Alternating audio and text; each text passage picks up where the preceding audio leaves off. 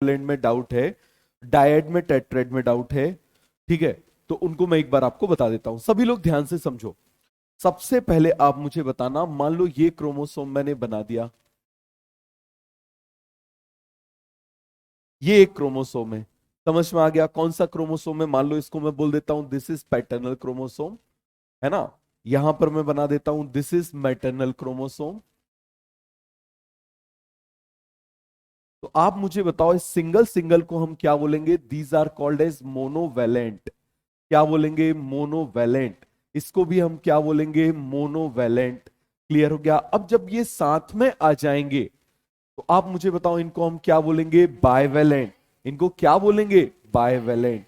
समझ में आ गया? तो आप मुझे बताना कि मियोसिस में बाइवैलेंट्स आर अरेंज एट इक्वेटर और मोनोवैलेंट्स आर अरेंज एट इक्वेटर, और माइटोसिस में। समझ में आ गया? तो ये क्वेश्चन भी एग्जामिनर बना सकता है। सभी को ये कॉन्सेप्ट क्लियर हुआ? अब आ जाओ, तो इसको हम क्या बोल देंगे? This is called as bivalent. इसको हम क्या बोलेंगे? बाइवेलेंट। क्लियर हो गया? लिख लो इसको जल्दी से, मोनोवेलेंट, मोनोवेलेंट, बाइवेलेंट, वहीं पर लिख लेना। फिर अभी डायट, डायट, टेट्रेट करके लिख लेते हैं।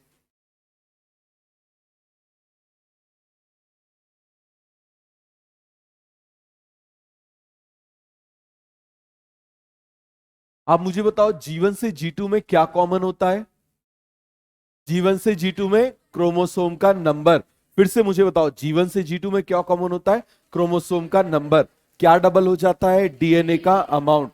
क्या डबल हो जाता है? डीएनए का अमाउंट। क्योंकि अभी हम मियोसिस 1 कंप्लीट करने के बाद अब हम देखेंगे कि जीवन के कंपेयर में मियोसिस 1 के बाद क्या रह जाता है। समझ में आया?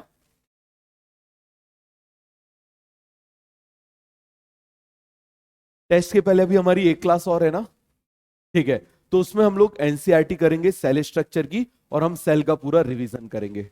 ठीक है, बढ़िया से।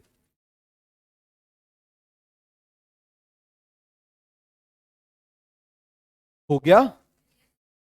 चलो अब देखो, यहां पर आप मुझे बताना, अब इसको मैं क्या बोल सकता हूं? इसके अंदर कितने सिस्टर क्रोमेटिड हैं? तो किसी को यदि क्रोमेटिड क्रोमेटिन में यदि कंफ्यूजन है तो वो पूछ लेना। कितने लोग हैं क्रोमैटिन और क्रोमोसोम में कंफ्यूजन है? फिर से समझो, क्रोमैटिन का मतलब क्या हुआ? जो अनकंडेंस्ड है वो क्या कहलाएगा? क्रोमैटिन। समझ में आ गया? कंडेंस्ड है वो क्या कहलाएगा? क्रोमोसोम। अब यदि ये क्रोमैटिन में दो डीएनए है तो हर एक डीएनए क्या कहलाएगा? क्रोमैटिड। क्या कहलाएगा? क्रोमैटिड। और अब यही क्रोमैटिन, ये क्रोमैटिड यदि कंडेंस्ड हो गए तो आप मुझे बताओ अभी किसके पार्ट हो जाएंगे? क्रोमोसोम के। और अलग हो जाएंगे तो ये क्या बन जाएंगे? क्रोमोसोम। क्रोमोसोम। नहीं आया समझ में? फिर से बता दूं? चलो इसको मैं एक बार बता दूं, डायट को फिर बता दूंगा। तो आप मुझे बताना, इसको मैं क्या बोल दे रहा हूं? इसमें दो हैं तो इसको मैं बोल दूं डायट। इसको भी आप मुझे बताओ, दो सिस्टर क्रोमेटिड हैं तो इसको मैं क्या बोल दूं? डायट। और जब ये डायट डायट यहां पर आ जाएंगे तो इसको हम क्या बोलेंगे? टेट्रेट। तो आप मुझे बताओ टेट्रेट हम बोलें या फिर आप मुझे बताओ हम क्या बोलें? बाइवेलेंट बोले? एक ही बात है ना?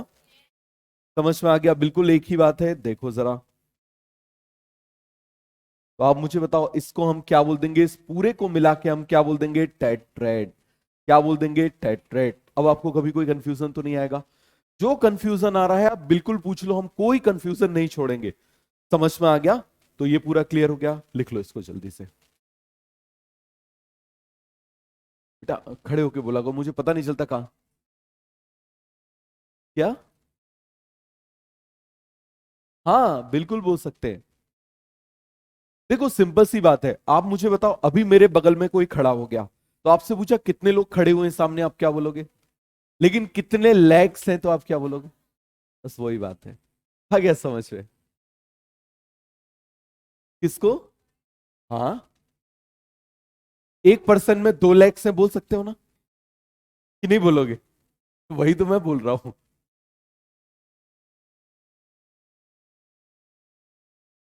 हो गया? चलो अब समझो, इसको आप समझ लो एक बार अच्छे से। जैसे मान लो यहां पर आप मुझे बताओ ये पूरा का पूरा इस तरीके से ऐसे ऐसा है, तो आप मुझे बताओ ये क्या हो जाएगा? This is chromatin. बताओ जरा, दिस इज क्रोमैटिन। क्लियर हो गया? अब आप मुझे बताओ इसका क्या हो गया? इसको मान लो, इसको मैंने कंडेंस्ड कर दिया। इसको मैंने क्या कर दिया? कंडेंस्ड कर दिया। कंडेंस्ड कर दिया। तो आप मुझे बताओ क्या बन जाएगा इस तरीके से, ये क्या बन जाएगा, दिस इज क्रोमोसोम, बना दूं इसको, ये क्या हो जाएगा, क्रोमोसोम। क्लियर है। अब आप जरा ध्यान से देखना, ये जो यहां पर बना हुआ है क्रोमैटिन, इसी क्रोमैटिन को अब मैं क्या कर दे रहा हूं, इसमें डीएनए का रेप्लिकेशन कर देता हूं। क्या कर देता हूं, डीएनए का रेप्लिकेशन। एक मैंने ये बना दिया और एक मान लो इस तरीके से मैंने ये बना दिया। ये देखो जरा, दूसरा आपको दिखाई दे रहा है, क्लियर हो गया। अब आप मुझे बताओ ये भी जब कंडेंस्ड होगा, ये भी जब कंडेंस्ड होगा तो आप मुझे बताओ क्या बन जाएगा, क्रोमोसोम।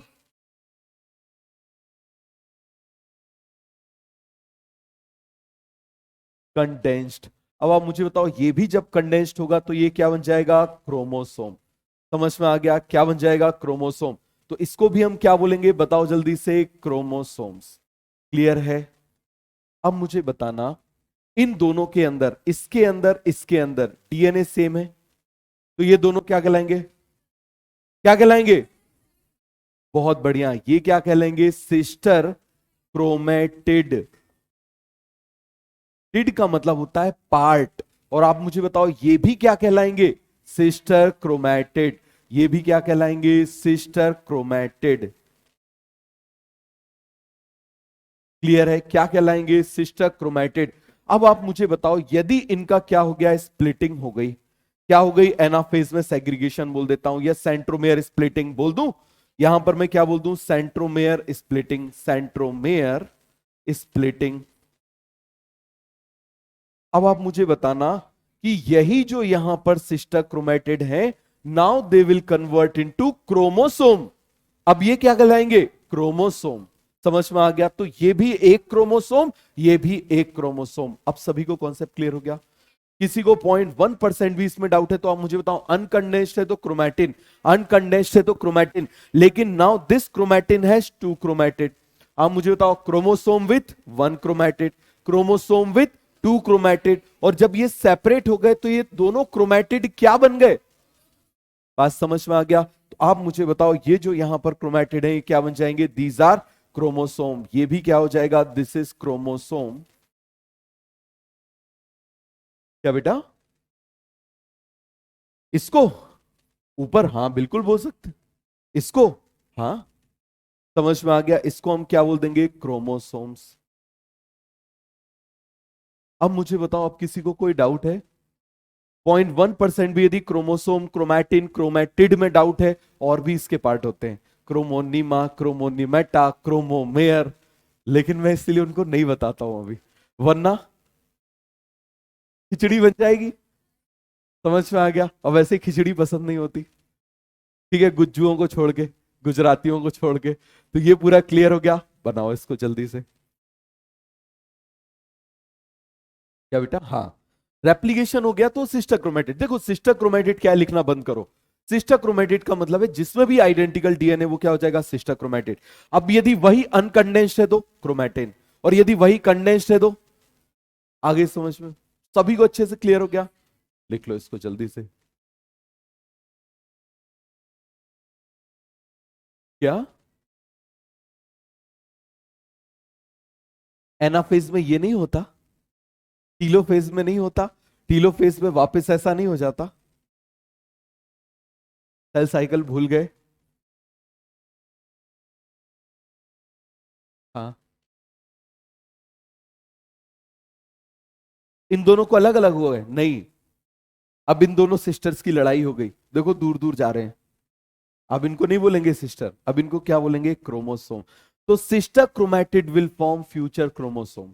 समझ में आ गया, सिस्टर क्रोमैटिड ही क्या फॉर्म करते हैं, फ्यूचर क्रोमोसोम। जल्दी से पढ़ो, इसको पढ़ाने के बाद मैं कुछ क्वेश्चंस भी करा दूंगा।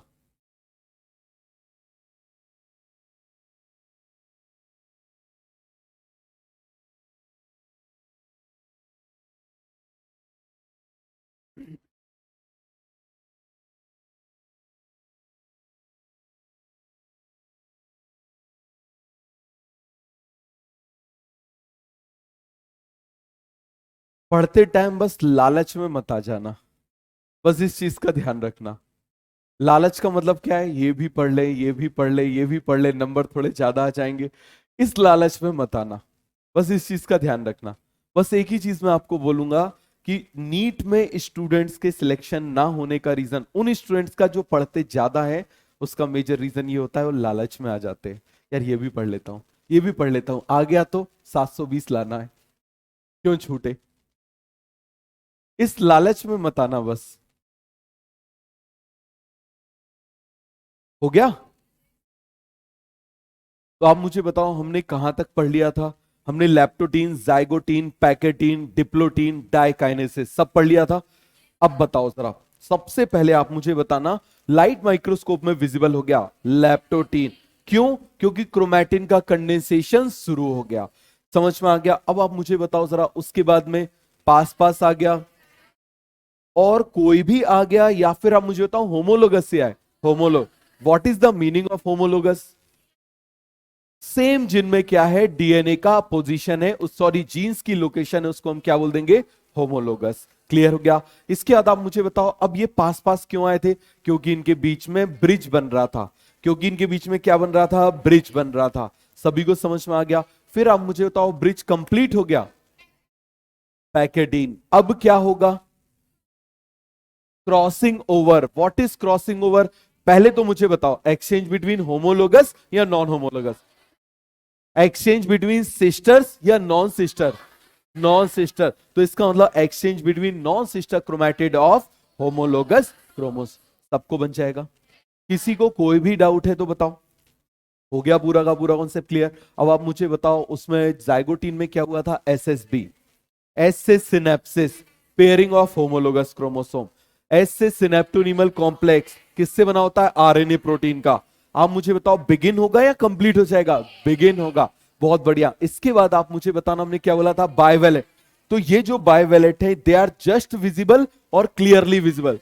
जस्ट विजिबल, समझ में आ गया। ये क्या हो जाएंगे, दे आर जस्ट विजिबल। इसके बाद आप मुझे बताना, हमने किसकी बात करी थी, आरसीबी, आर से रिकॉम्बिनेशन या रिकॉम्बिनेशन नॉड्यूल। रिकॉम्बिनेशन नॉड्यूल क्यों बना है, क्योंकि उस जगह क्या चल रहा है, क्रॉसिंग ओवर। क्या चल रहा है, क्रॉसिंग ओवर। बात समझ में आ गया। वो लेकर आए हैं, मान लो मैंने बोला था ना रोज, और वो क्या लेकर आई है, परफ्यूम। तो क्या चल रहा है, एक्सचेंज। क्या बोलेंगे उसको, क्रॉसिंग ओवर। क्या बोलेंगे, क्रॉसिंग ओवर। समझ में आ गया। और बाइवेलेंट और टेट्रेट क्लियरली विजिबल, और सिनेप्टोनिमल कॉम्प्लेक्स फॉर्मेशन कंप्लीट। अब क्या होगा, ये टूटना शुरू होगा। ये हो रहा है, सब जगह से टूट गया है, कुछ जगह से बच गया। जिस जगह पर बच गया उसको क्या बोलेंगे, काइजमेटा। क्या बोलेंगे उसको, काइजमेटा। आ गया समझ में। फिर आप मुझे बताओ, काइजमेटा क्या रिप्रेजेंट करता है? यहां पर पहले क्रॉसिंग ओवर हुई है।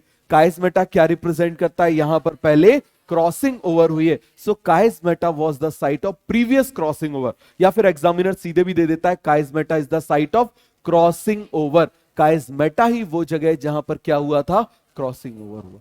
सभी को समझ में आ गया। इसके बाद आप मुझे बताओ, इसमें dissolution of synaptonemal complex begin होता है, फिनिश? बिगिन। और फिनिश हो गया तो बिल्कुल अलग अलग हो गया, तो क्या हो जाएगा, डाइकाइन। अब इन्हीं को हम क्या करेंगे, इन्हीं को हम क्या कर देंगे, अरेंज कर देंगे। कहां पर, आप मुझे बताओ जरा, इक्वेटोरियल प्लेट पर। कहां अरेंज कर देंगे, इक्वेटोरियल प्लेट पर। तो अब आप मुझे बताओ, क्रोमोसोम 20 से फटेंगे, 2 में बटेंगे, या फिर आप मुझे बताओ डाइवोर्स हो जाएगा इनका। मिस्टर शर्मा मिसेस शर्मा अलग। तो मियोसिस 1 में क्या होता है, divorce. Mister Sharma Mrs Sharma अलग अलग, मिस्टर पटेल मिसेस पटेल अलग अलग। और ये अरेंजमेंट आप मुझे बताना, बिल्कुल फिक्स होता है या रैंडम होता है? मतलब फिक्स का मतलब क्या होगा, कि मान लो हमने बोल दिया एक तरफ सारे मिस्टर मिस्टर चले जाओ, एक तरफ सारा मिसेस मिसेस चले जाओ, ऐसा नहीं होता। समझ में आ गया। हो सकता है केवल फर्स्ट एक मिल गया, बाकी सारी फीमेल गई। समझ में आ गया। हो सकता है सेकंड वाला केवल मिल गया, बाकी सारी फीमेल गई। हो सकता है थर्ड वाला केवल मिल गया, बाकी सारी फीमेल गई। तो इस तरीके से 2⁻23 कॉम्बिनेशन बनते हैं। कितने कॉम्बिनेशन बनते हैं, 2⁻23। तो इसकी वजह से ही क्या प्रोड्यूस होता है, वेरिएशन। क्या प्रोड्यूस होता है, वेरिएशन। तो वेरिएशन के 2 रीजन बताओ। पहला रीजन क्या हो जाएगा, आप मुझे बताओ, क्रॉसिंग ओवर। क्या हो जाएगा, क्रॉसिंग ओवर। और दूसरा रीजन आप मुझे बताओ, रैंडम सेग्रीगेशन। क्या हो जाएगा, random segregation of homologous chromosome. सभी को समझ में आ गया? कोई भी डाउट, कोई भी कंफ्यूजन? क्लियर हो गया, सभी को अच्छे से समझ में आ गया। अब आप मुझे बताना जरा, मेटाफेज में सब अरेंज हो गया। मेटाफेज हमने पढ़ लिया था। मेटाफेज एक बार फिर बना के बता दूं, एक बार मेटाफेज फिर बना देता हूं, फिर हम एनाफेज पढ़ते हैं, फिर इसका टीलोफेज पढ़ते हैं, फिर इसकी साइटोकाइनेसिस देखते हैं, फिर interkinesis, meiosis two, prophase two, anaphase two, metaphase two, anaphase two, सब हम फटाफट देखते हैं। और मियोसिस टू तो बहुत आसान है, क्यों? क्योंकि सेम होता है, बिल्कुल सेम होता है। क्लियर है? तो देखें, तो आप मुझे बताना, यहां पर हम देख लेते हैं।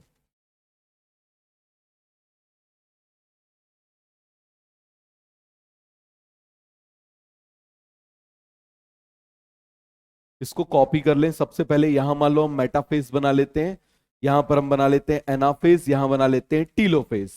ठीक है, लिखना नहीं, पहले समझो बस। मैं बार बार बोल रहा हूं, समझने पे फोकस करो।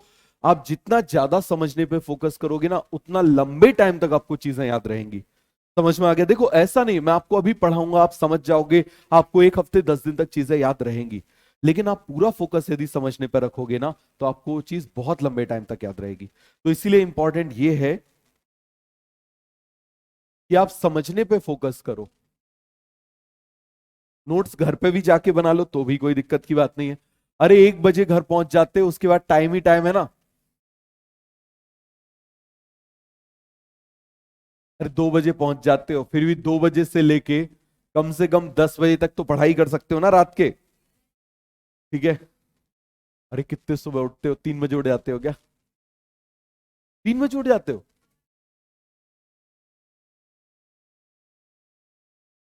तो अच्छी बात है, फिर मैं कुछ नहीं बोलूंगा। देखो जरा, आप मुझे बताओ, यहां पर कौन अरेंज होता है? Sister chromatid arrange at equator. Clear हो गया? कौन अरेंज हो रहे हैं? Sister chromatid arrange at equator.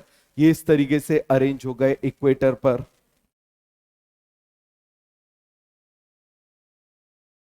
तो आप मुझे बताओ जरा, ये कौन सी स्टेज कहलाएगी? This is metaphase. This stage is metaphase.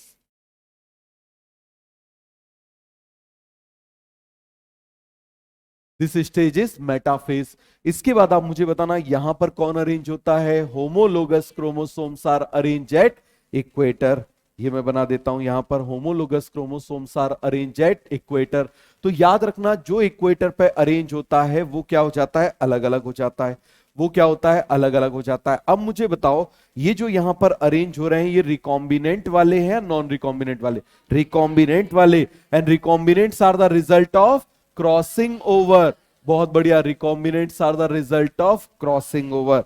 Clear हो गया? तो ये इस तरीके से क्या हो जाएंगे? यहां पर अरेंज हो जाएंगे। ये मैंने अरेंज कर लिया।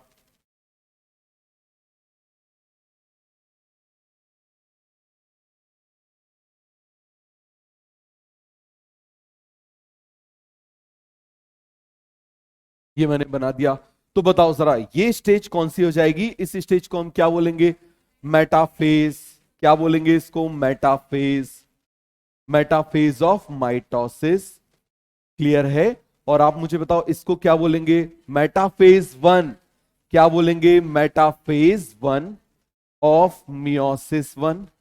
क्या बोल देंगे इसको? Meiosis one. अब जरा दोनों को डिफाइन करो। Sister chromatid arrange at equator, और वहां पर homologous chromosome arrange at equator. Clear हो गया? ये डायग्राम बना लिया था, इसके नीचे लिख भी लिया था। चलो, अब हम आगे बढ़े। अब देखो नेक्स्ट डायग्राम। आप मुझे बताओ, अब एनाफेज की बात कर रहे हैं। किसकी बात कर रहे हैं? एनाफेज की। तो मुझे बताना, एनाफेज में जो मेटाफेज में अरेंज हुआ था वही टूटेगा? आप मुझे बताओ, यहां पर सिस्टर क्रोमैटिड अरेंज हुए थे तो सिस्टर क्रोमैटिड टूट जाएंगे। आप मुझे बताओ, वहां पर होमोलोगस क्रोमोसोम अरेंज हुए थे तो होमोलोगस क्रोमोसोम अलग अलग हो जाएंगे। यहां पर मैं ऐसे बना देता हूं।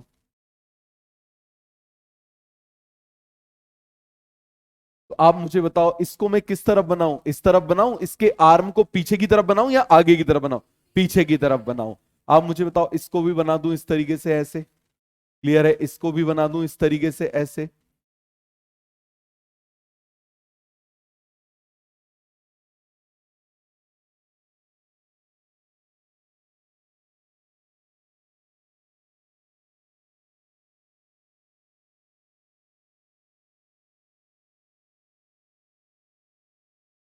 तो आप मुझे बताओ, यहां पर किसका सेग्रीगेशन हो गया? Segregation of centromere, segregation of sister chromatid, दोनों हो गया कि नहीं हो गया?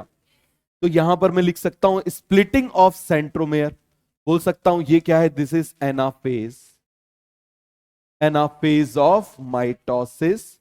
बताओ जरा इसमें क्या हो जाएगा, एनाफेज ऑफ माइटोसिस में segregation of sister chromatid, segregation of sister chromatid.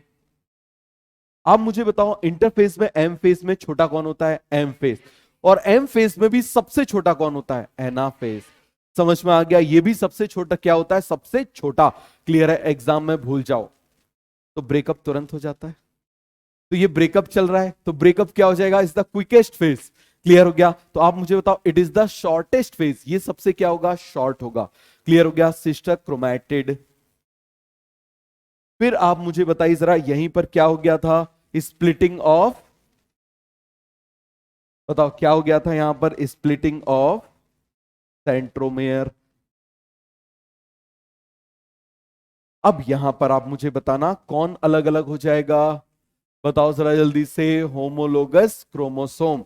कौन अलग हो जाएगा, होमोलोगस क्रोमोसोम। और इनका सेग्रीगेशन भी जो हो रहा है वो रैंडम सेग्रीगेशन हो रहा है या फिक्स हो रहा है, रैंडम। ये बहुत इंपॉर्टेंट है, याद रखना।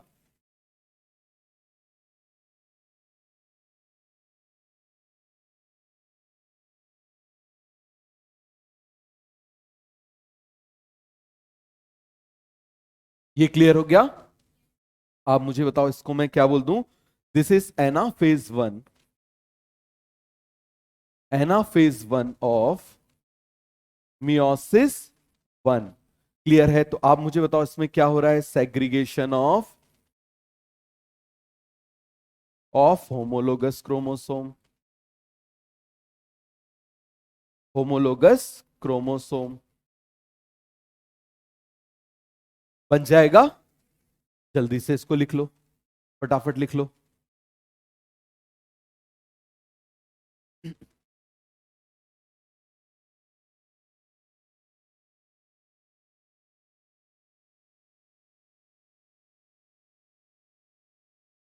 देखो कोटा में एक चीज का ध्यान रखना, पानी का। समझ में आ गया, पानी की वजह से आप लोग ज्यादा बीमार पड़ रहे हो काफी लोग, तो इसीलिए इस चीज का थोड़ा सा ध्यान रखना, पानी का। और दूसरा डेंगू का। समझ में आ गया, क्योंकि यहाँ के जो मच्छर है ना, इसमें डेंगू का भी, डेंगू के भी मच्छर होते हैं। अब कैसे पता चलेगा कि डेंगू हो गया, डेंगू में ब्रेक बोन फीवर होता है, हड्डी तोड़ बुखार। जब फीवर आता है तो जॉइंट्स में बहुत जम के पेन होता है। समझ में आ गया, ये सबसे पहला सिम्टम होता है। दूसरा सिम्टम होता है पेटेची दिखाई देने लगती है। पेटेची का मतलब क्या होता है, जैसे मान लो हमने पिन लिया और ऐसे प्रिक कर दिया तो छोटे छोटे पॉइंट्स बन जाते हैं ना, ब्लीडिंग पॉइंट्स। तो इस तरीके से पेटेचीज दिखाई देने लगती है। अरे जैसे मच्छर या चींटी काट देती है ना, तो ऐसे रेड रेड स्पॉट बन जाते हैं, इस तरीके से। क्लियर हो गया, ये दो इसके सिम्टम्स होते हैं। और यदि ऐसा हो, डेंगू अपने आप ठीक होता है, सेल्फ रिजॉर्बेबल होता है। आप खूब पानी पियो, मतलब आपको लिक्विड ज्यादा लेना है, चाहे आप वो जूस लो चाहे नारियल पानी लो, आप जो भी ले सकते हो वो आप लो ज्यादा से ज्यादा। और कीवी खाओ। समझ में आ गया, कीवी। ठीक है, जब आपको लगे और उस समय आप कीवी खाना शुरू कर दो, कीवी जानते हो ना, बस कीवी खाना शुरू कर दो। तो इसका, इस चीज का थोड़ा सा ध्यान रखना।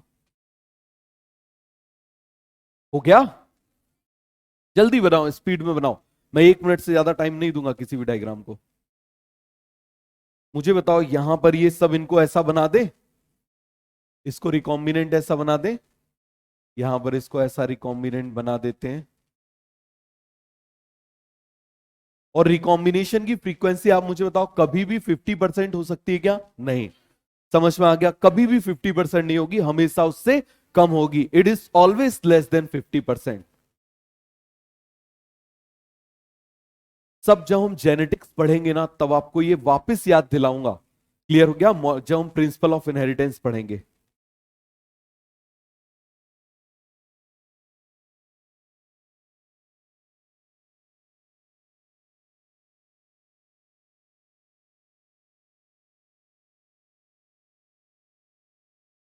नहीं, ये भी रैंडम होता है, बहुत अच्छी चीज पूछी। इनने पूछा कि सर यहां पर, 1 मिनट जरा ध्यान से समझो, क्या हर जगह एक्सचेंज हुआ है। अब मान लो मिस्टर पटेल को नहीं देना, नहीं लाए, फोकट आ गए, तो क्या हुआ। तो इसका मतलब ये जो सेग्रीगेशन, ये जो यहां पर रिकॉम्बिनेशन भी हो रहा है ना, क्रॉसिंग ओवर भी जो हो रहा है, वो जरूरी नहीं है कि वो सब में हो जाए। समझ में आ गया? तो वो भी बहुत कॉम्बिनेशन बनते हैं। इसीलिए तो आप देखो, एक इंसान के मान लो 2⁻23 बच्चे हो जाएं, तब भी जरूरी नहीं कि उनकी शक्ल बिल्कुल एक जैसी रहे। समझ में आ गया?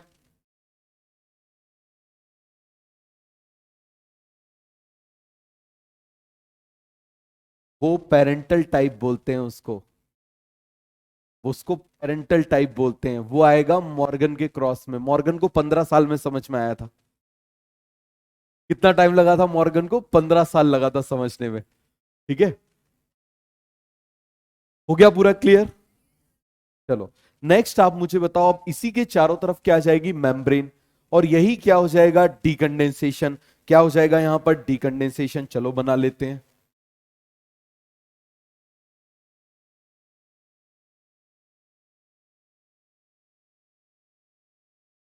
तो बताओ, इसको इस तरीके से मैं डीकंडेंस करा दूं?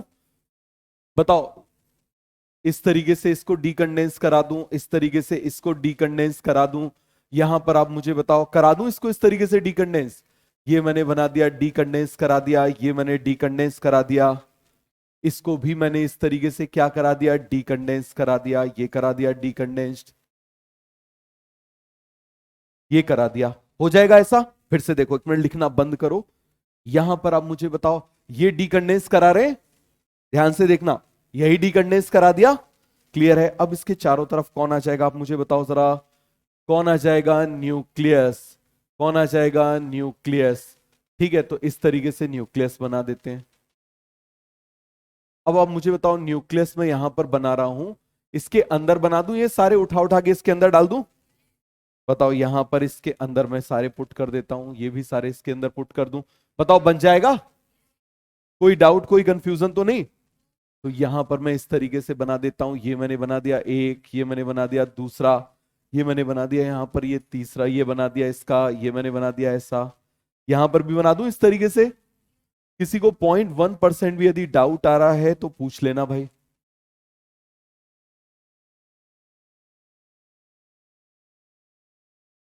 भाई, टीलोफेज में क्या होता है? जस्ट उल्टा। किसका? प्रोफेज का। अब मुझे बताना, इस जगह पर बताओ, इस जगह पर इनको मैं डीकंडेंस करूंगा तो ये वन क्रोमोसोम विथ 2 क्रोमेटिड वाले होंगे, या वन क्रोमोसोम विथ 1 क्रोमेटिड वाले? 1 क्रोमोसोम विथ 2 डीएनए वाले, या 1 क्रोमोसोम विथ 2 डीएनए वाले? 1 क्रोमोसोम विथ 2 डीएनए वाले यही होंगे ना? चलो, इसको हम यहां पर क्या कर देते हैं? कंडेंस्ड कर देते हैं। ये मैंने कर दिया यहां पर कंडेंस्ड। कंडेंस की डीकंडेंस? डीकंडेंस। तो यहां पर इस तरीके से बना दूं। ठीक है, यही था।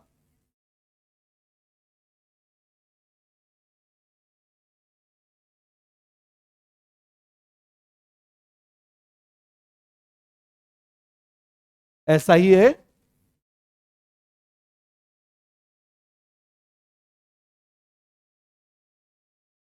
ऐसा ही बनेगा ना? बताओ, कोई डाउट तो नहीं है? है? ये मैंने बना दिया ऐसे। ये देखो, इसमें जरा देखो, ये तीन एक कलर के हैं, एक अलग कलर का है। वही बनाया है, तीन एक कलर के, एक अलग कलर का है। ठीक है, देखते जाओ भी डाउट। इसमें भी देखो, तीन एक कलर के, एक अलग कलर का है। ये बना दिया वही। ठीक है, अब देखो यहां पर देखो, तीन एक कलर के हैं। ये देखो, तीन वैसे ही कलर के, एक अलग है। यहां पर भी आप देखो, तीन एक कलर के, एक अलग है। ये बना दिया। हाँ। अरे, पूरी पिक्चर खत्म हो गई। प्रोफेज में कंडेंसेशन होता है, टीलोफेज में डीकंडेंसेशन होता है। तो ये कौन सी स्टेज चल रही है? Telophase. Telophase is the phase of two nucleus. कभी भी सेल के अंदर यदि दो न्यूक्लियस आ जाए, इसका मतलब वो कौन सा फेज है? टीलोफेज। चलो, तो यहां पर आप मुझे बताओ, ये क्या हो जाएगा? This is telophase. Telophase of mitosis. ये क्या हो जाएगा? Telophase 1 of meiosis 1। मियोसिस 1। हो गया? लिखो इसको जल्दी से। अब क्या करा देना है? साइटोकाइनेसिस। अब क्या करा देना है? साइटोकाइनेसिस। तो इसी को बस अलग कर देना है ना? बिल्कुल सिंपल सा। इसको क्या कर देना है? अलग अलग कर देना है।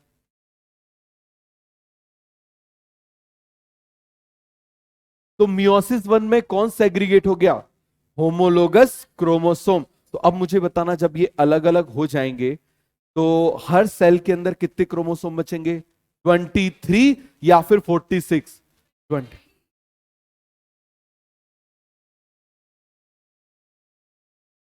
अभी 46 है, लेकिन साइटोकाइनेसिस के बाद, लेकिन वो 1 क्रोमोसोम विद 2 डीएनए वाले रहेंगे या 1 क्रोमोसोम विद 1 डीएनए वाले?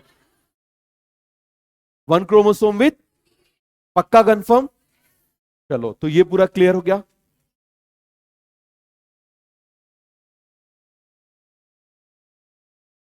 बना लिया?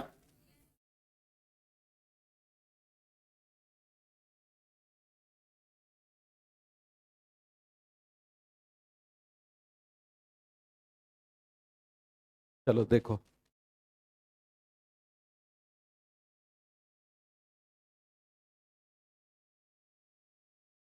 तो मैं दोनों को बना के बता देता हूं। यहां मैं टीलोफेज को बना देता हूं, इसके टीलोफेज को, है ना, इसके टीलोफेज को बना देता हूं एक बार।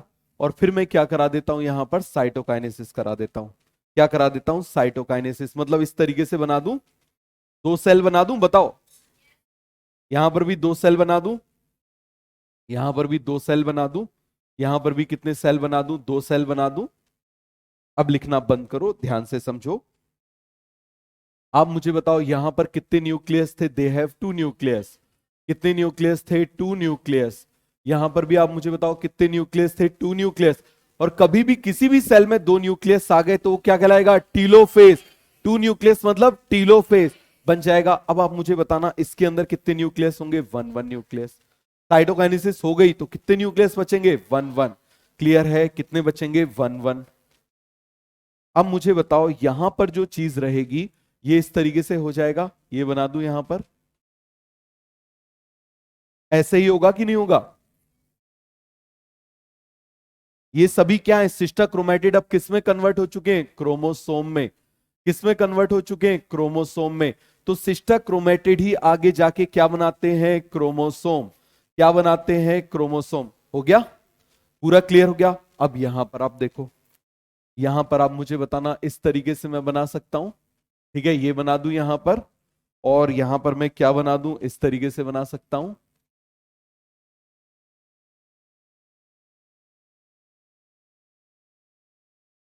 सही बनाए? यहां पर आप मुझे बताओ, इस तरीके से मैं बना देता हूं। ये सही बनाए बिल्कुल? ये आप मुझे बताओ, ये ऐसा और ये ऐसा बन जाएगा? अरे हो जाएगा कि नहीं हो जाएगा? और वही सब यहां पर आ जाएंगे। क्लियर है? तो यहां पर मैं क्या बनाऊंगा? देखो जरा, ये मैंने बना दिया, इस तरीके से यहां बना दूं। क्लियर है? इस तरीके से यहां पर बना दूं। इसके बाद आप मुझे बताओ, इसमें ऐसे जोड़ दूं, ये रिकॉम्बिनेंट वाला पार्ट आ गया। इसको ऐसे जोड़ दूं, यहां पर ऐसे बना देता हूं। हो जाएगा? तो आप मुझे बताना, क्रोमोसोम का नंबर यहां पर आप देखो, क्रोमोसोम का नंबर क्या हो रहा है? हाफ हो जा रहा है। हो जा रहा है कि नहीं हो जा रहा? फिर से देखो, जरा ध्यान से देखना, यहां कितने क्रोमोसोम है? 2। यहां कितने क्रोमोसोम है? 2। अब आप जरा मेटाफेज को देखना। सबसे पहले आप यहां पर पहले क्रोमोसोम का नंबर काउंट करो। 1 2 3 4। अच्छे से काउंट करना, कितना है? 1 2 3 4। और आप जरा यहां पर देखो, अब इसमें हर सेल के अंदर क्रोमोसोम का नंबर काउंट करो। 1 2 3 4 बराबर बराबर है। तभी तो इसको क्या बोलते हैं? Equational division. अब आ जाओ यहां पर, आप मुझे बताओ, यहां पर आ जाओ, कितना है? 1 2 3 4। और हर सेल के अंदर आप काउंट करो, अब कितना हो गया? 1 2। इसका मतलब क्या हाफ हो गया? क्रोमोसोम का नंबर हाफ हो गया। समझ में आ गया? क्रोमोसोम का नंबर क्या हो गया? हाफ हो गया। तो आप मुझे बताओ, मियोसिस 1 में क्या हाफ हो गया? सी हाफ। क्या हो गया? सी हाफ। एबीसीडी आती है? कंफर्म? पहले सी आता है कि डी? जब हमने जीवन से जीटू पढ़ा था, तो आप मुझे बताओ, जीवन से जीटू में बेटा लिखना बंद करो। इतनी इंपॉर्टेंट चीज चल रही है, डिफिकल्ट कॉन्सेप्ट वाली तुम लिख रहे हो। ठीक है, तो मुझे बताओ जरा जल्दी से, जब हमने जीवन से जीटू पढ़ा था तो हमने क्या बोला था? क्या कॉमन होता है? क्रोमोसोम। क्या डबल होता है? चलो, ये जीवन जीटू खत्म। अब हम बात कर रहे हैं जीवन के कंपेयर में। हमेशा याद रखना, कंपेयर हमेशा जीवन से करना। हमेशा किससे करना? जीवन से। किससे करोगे? ये तो याद रहेगा ना, कंपेयर किससे करना है? जीवन से। क्लियर हो गया? तो अब आप मुझे बताओ जरा, जीवन के कंपेयर में मियोसिस 1 फिनिश होने के बाद क्या हाफ हो जाएगा? सी हाफ। 1 और 2, सी पहले आता है या डी पहले आता है? तो 1 में क्या हाफ हो जाएगा? सी हाफ। और 2 में क्या हाफ हो जाएगा? The half. याद रहेगा? 1 में, 2 में, 1 में, 2 में, बट रेफरेंस पॉइंट क्या है? जीवन। रेफरेंस पॉइंट क्या है? जीवन। हमेशा कंपेयर किससे करोगे? जीवन से। और G2 कैसे निकालोगे? G2 निकालना तो बिल्कुल सिंपल है, C कॉमन, जीवन। जीवन से G2 में क्या कॉमन रहेगा? क्रोमोसोम का नंबर। डबल क्या हो जाएगा? डीएनए का अमाउंट। तो आप कभी भी आप यदि करोगे तो हमेशा कंपेयर किससे करोगे? जीवन से। फिर से मुझे बताओ, जीवन से G2 में क्या कॉमन, क्या डबल हो गया? अब जीवन से कंपेयर करना है मियोसिस 1 को, तो आफ्टर मियोसिस 1 क्या हाफ हो जाएगा? सी हाफ। तो अब मैं आपको कुछ क्वेश्चन करा रहा हूं, सीधे आप मुझे बताओ। मान लो जीवन में क्रोमोसोम का नंबर था 46, तो आप मुझे बताओ जरा कि आफ्टर मियोसिस 1 कितना हो जाएगा? 23। लेकिन डीएनए का अमाउंट सेम, डीएनए का अमाउंट सेम। क्लियर हो गया? अब आप मुझे बताओ, हम बात कर रहे हैं आफ्टर मियोसिस 2, क्या हाफ हो जाएगा? The half. क्या हो जाएगा? The half. क्लियर हो गया? अब होगा क्या? ये क्रोमोसोम 20 से फट जाएंगे, 2 में बढ़ जाएंगे। जैसा माइटोसिस होता था वैसा ही मियोसिस 2 होगा। लेकिन आप मुझे बताओ, इसको अलग अलग करने के लिए, इसको अलग अलग करना है। जैसे ये एक सेल है, ये एक सेल है, हम चाहते हैं हम इसको 20 से स्प्लिटिंग करना है, तो एक सेंट्रोसोम से काम चलेगा या एक और चाहिए? आप मुझे बताओ, अब हिस्टोन प्रोटीन चाहिए कि नहीं चाहिए? भाई जो अलग होगा वो उसको भी तो रैप करना है, तो हिस्टोन प्रोटीन भी यहां पर बन जाएंगे। आप मुझे बताओ, इनको अलग करने के लिए स्पिंडल फाइबर बनाने कि नहीं बनाने? और जब स्पिंडल फाइबर बनाने हैं तो ट्यूब्यूलिन लगेगा कि नहीं लगेगा? इसका मतलब सारे काम होंगे जो इंटरफेस के होते हैं, केवल एक को छोड़ के, डीएनए रेप्लिकेट। इसीलिए उसको इंटरफेस नहीं बोलते। समझ में आ गया? बहुत ध्यान से समझना इस चीज को। सीधे एग्जामिनर आपसे क्वेश्चन पूछेगा कि भाई इंटरफेस और इंटरकाइनेसिस में क्या डिफरेंस है? इंटरकाइनेसिस में डीएनए रेप्लिकेशन नहीं होता। समझ में आ गया? इंटरकाइनेसिस में डीएनए रेप्लिकेशन नहीं होता, इसीलिए हम उसको इंटरफेस नहीं बोलते। समझ में आ गया? हर चीज डबल होगी। देखो, इसके अंदर एंडोप्लाज्मिक रेटिकुलम है, वो भी डबल हो जाएगी। इसके अंदर गोल्गी बॉडी, वो भी डबल। माइटोकॉन्ड्रिया, वो भी डबल। क्लोरोप्लास्ट, वो भी डबल। हर चीज डबल हो जाएगी एक्सेप्ट डीएनए, एक्सेप्ट डीएनए। तो सारी चीजें होंगी डीएनए को छोड़ के। तो ये क्या हो गया? आप मुझे बताओ जरा। This is cytokinesis. कई जगह पर ऐसा होता है कि साइटोकाइनेसिस मियोसिस 2 के बाद भी डायरेक्ट हो जाती है। समझ में आ गया? क्या हो जाती है? मियोसिस 2 के बाद भी डायरेक्ट हो जाती है। लेकिन हम बिल्कुल कॉमन टाइप पढ़ रहे हैं जिससे आपको समझने में आसानी रहे। समझ में आ गया? तो ये डायग्राम बना लिया? बनाओ इसको, जल्दी से बनाओ। क्या? किसमें?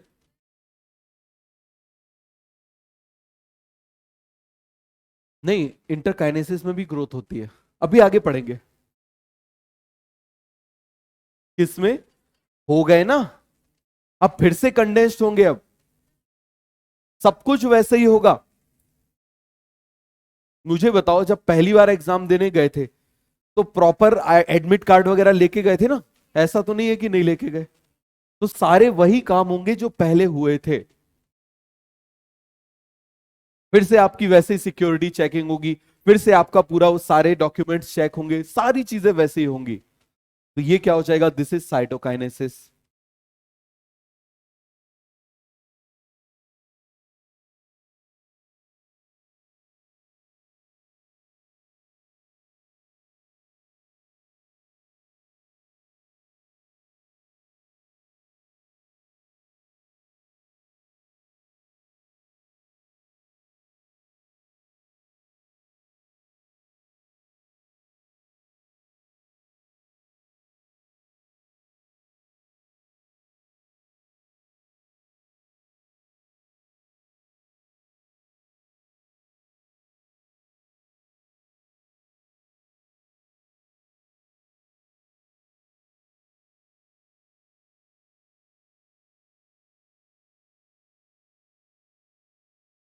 तो आप मुझे बताओ, there is a gap between meiosis 1 and meiosis 2। This is called as interkinesis. समझ में आ गया क्यों इसको काइनेसिस बोल रहे हैं? दो डिवीजन के बीच का टाइम, तो इसको हम क्या बोल देंगे? काइनेसिस का मतलब डिवीजन, काइनेसिस का karyokinesis nuclear division, cytokinesis cytoplasm division. तो दो डिवीजन के बीच की ड्यूरेशन को हम क्या बोल देंगे? इंटरकाइनेसिस। क्या बोलेंगे? Interkinesis.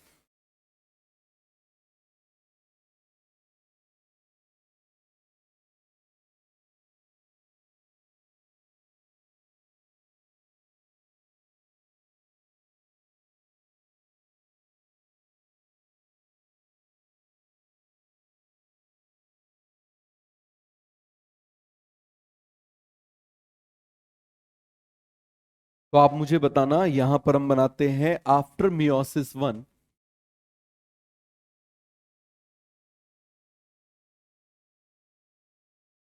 After meiosis one. Clear है? आप मुझे बताओ यहां पर क्या स्टार्ट होगा? Meiosis to. क्लियर हो गया?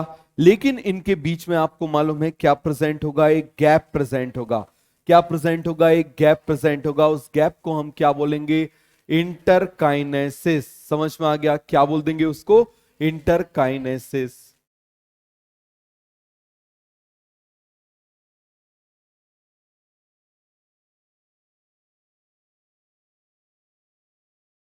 तो बताओ, इस इंटरकाइनेसिस में सारी चीजें होंगी जो जो होती थी, जरा मुझे बताते जाओ। जीवन में क्या क्या होता था? Protein, protein and RNA synthesis. फिर आप मुझे बताओ centriole duplication, centriole duplication, histone protein synthesis.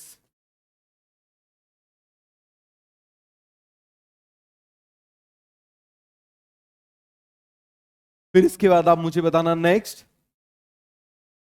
क्या हो जाएगा? Duplication of cell organelle, duplication of cell organelle. और क्या हो जाएगा? Tubulin protein synthesis. बताओ क्या हो जाएगा? Tubulin protein synthesis.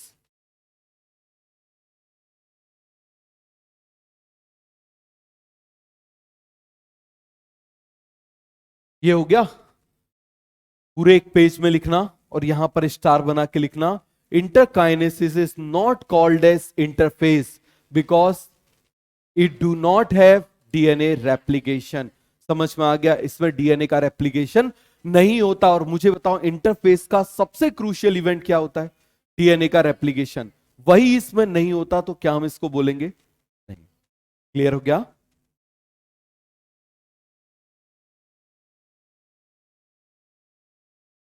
तो यहां पर मान लो एसरसन ही बना देता हूं, मान लो मैं एसरसन बना देता हूं। आप मुझे बताओ क्या बोलेंगे? Interkinesis, interkinesis does not called as interphase. Reason क्या हो जाएगा? Due to lack of, due to lack of DNA replication, DNA replication, due to lack of DNA replication बन जाएगा।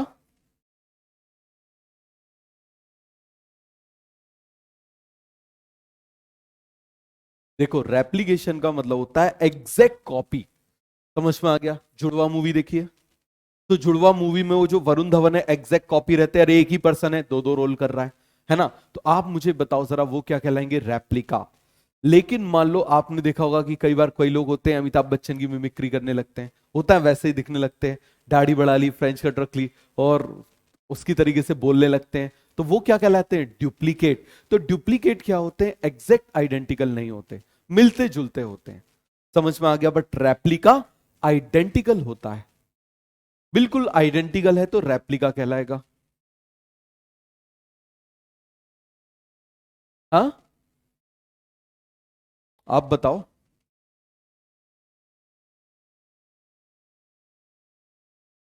बताओ जरा यहां पर ये सारी प्रोटीन, सेंट्रियोल, हिस्टोन, डुप्लीकेशन, इतनी सारी चीजें बनेंगी तो सेल का साइज इंक्रीज नहीं होगा?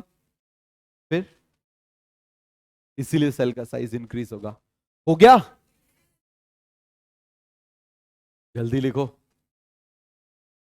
मैं अलग कलर से लिखता हूं जिससे आपको दिखे।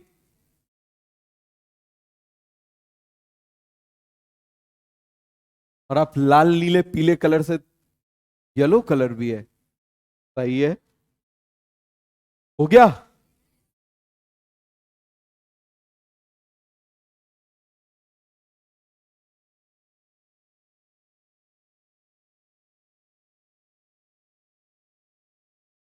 हो गया? चलो देखो, लिखना बंद करो अब सभी लोग। यहां पर आप मुझे बताओ, ये मैंने क्या बनाया था? G1।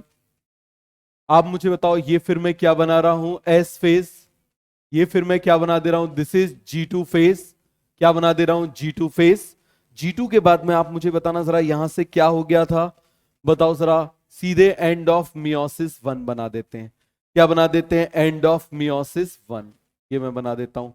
यहां पर भी क्या बना देता हूं? End of meiosis one. बना दूं सीधे सीधे? क्लियर है? तो पहले इतना बनाता हूं, फिर एक लाइन में हम पूरी मियोसिस टू पढ़ लेंगे। समझ में आ गया? पूरी एक लाइन में पढ़ लेंगे तो इसीलिए इंपॉर्टेंट है। तो सुन लो फिर, कभी कभी सुन भी लिया करो। समझ में आ गया? तो देखो जरा ध्यान से, यहां पर क्या बना दे? हम न्यूक्लियस बना देते हैं।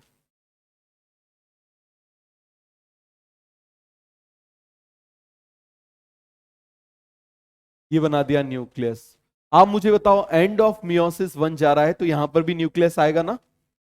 समझ में आ गया? यहां पर भी न्यूक्लियस बना देता हूं। ठीक है, अब आप मुझे बताना, जैसे हम लेके चल रहे थे, ये मैंने बना दिया सपोज करो इस तरीके से, एक paternal chromosome number 1, paternal chromosome number 2। ये क्या हो जाएगा? Maternal chromosome number 1, maternal chromosome number 2, यही हो जाएगा। अब आप मुझे बताओ, एस फेज में जब ये जाएंगे तो इनका क्या हो जाएगा? रेप्लिकेशन। क्या हो जाएगा? रेप्लिकेशन। यहां पर भी आप मुझे बताओ, इसका क्या हो जाएगा? रेप्लिकेशन। आप मुझे बताओ, यहां पर ये जो सेंट्रियोल प्रेजेंट था उसका नंबर कितना हो जाएगा? डबल। कितना हो जाएगा? डबल। यहां पर भी आप मुझे बताओ, ऐसा ही रहेगा। केवल और केवल इसमें डिफरेंस क्या होता है? साइज का डिफरेंस होता है, बाकी एस और G2 में कोई ज्यादा डिफरेंस नहीं होता है। और ट्यूब्यूलिन प्रोटीन का ये हो गया। तो अब आप मुझे बताओ, आफ्टर मियोसिस वन, इसको हम बोल रहे हैं आफ्टर मियोसिस वन, क्या सेग्रीगेट हो जाएंगे? पहले मैं नंबर डाल देता हूं, एक काम करो मैं नंबर भी डाल देता हूं। मान लो ये क्या है? ये है 1, ये है 2, ये है 1, ये है 2। क्लियर हो गया? ये है 1, ये है 2, ये है 1, ये है 2। ठीक है, दिखाई दे रहा है?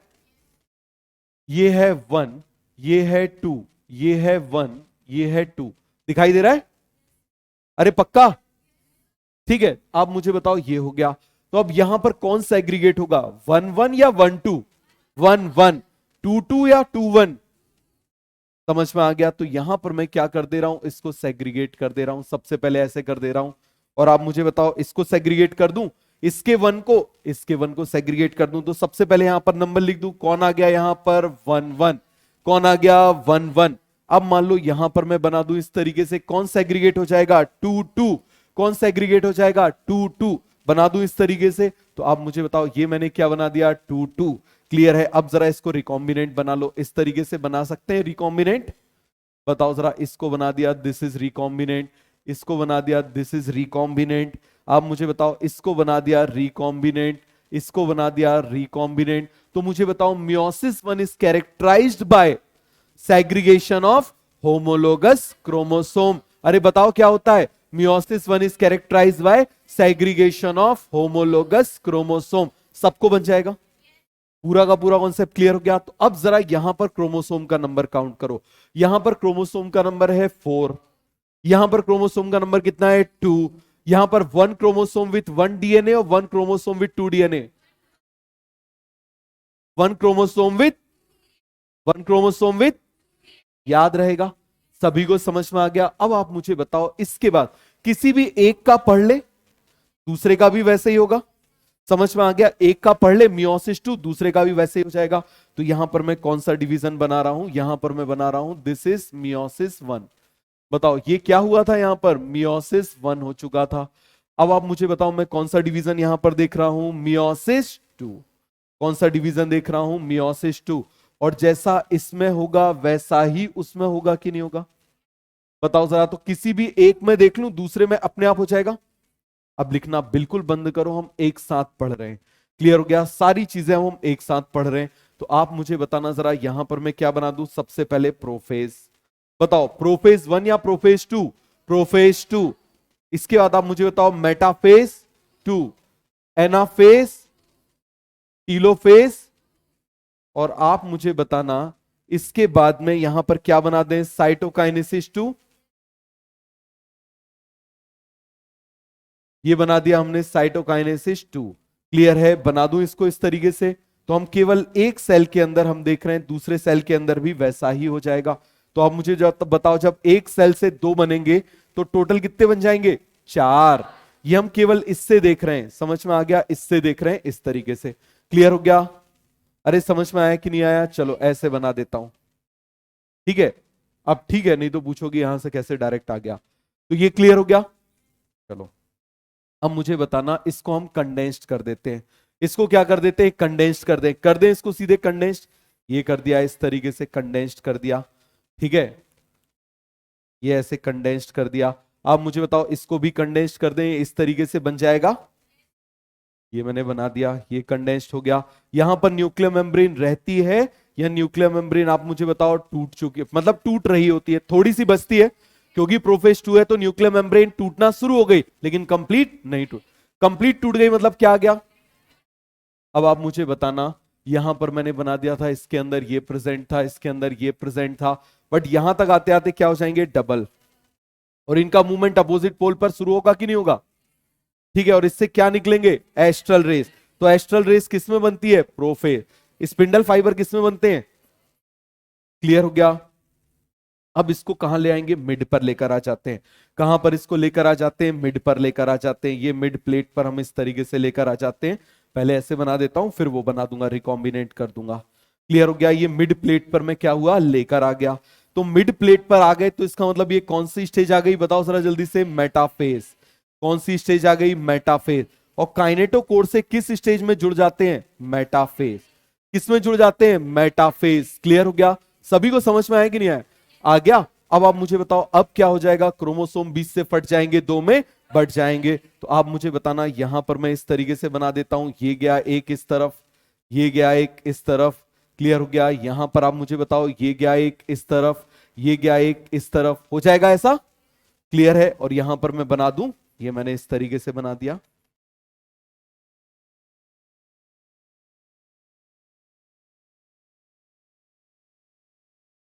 ये कौन से फाइबर हैं? Pole to pole fibre.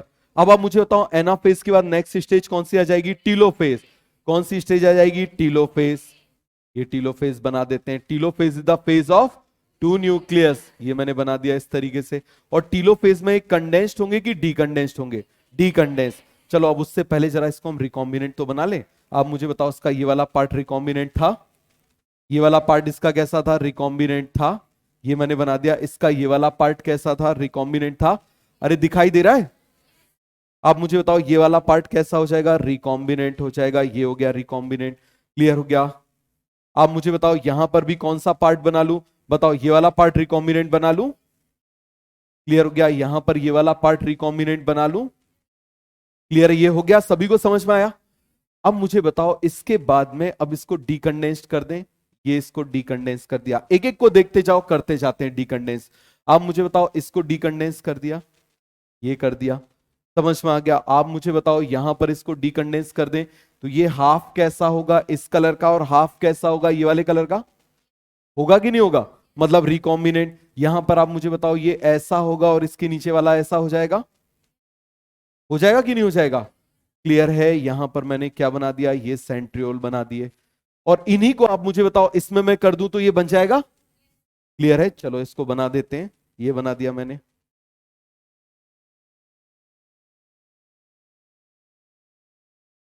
हो गया? ये बना देता हूं, एक सेल ये हो गया, एक सेल ये हो गया। इसको मैं बना देता हूं इस तरीके से। ये मैंने बना दिया यहां पर, ये मैंने बना दिया यहां पर इस तरीके से। ये मैंने बना दिया यहां पर, ऊपर इसको भेजा था।